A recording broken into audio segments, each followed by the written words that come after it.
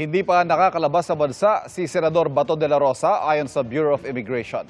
Taliwas po yan sa nagba-viral ngayon sa social media na nasa New York sa Amerika ang senador. Nakatutok si Dano Tingkungko.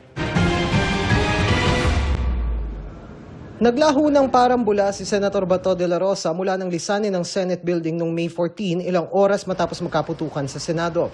Sabi ni Senador Robin Padilla, bumaba si de la Rosa sa Makati at doon sinundo siya ng kanyang sasakyan. May nagba-viral na post ngayon ng grupong nagpapakilala mga taga-suporta ni Vice President Sara Duterte sa New York at nagsasabing naroon umano si de la Rosa. Pero ayon sa Bureau of Immigration, wala silang namomonitor na nakalabas ng bansa si de la Rosa. Patuloy na nakaalerto ang mga tauhan ng BI ngayong nasa Immigration Lookout Bulletin Order ang senador.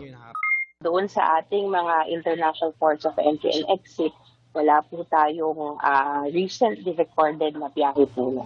Yung actual na nakita nyo siya halimbawa sa isang airport, kailangan nyo siyang i-hold doon?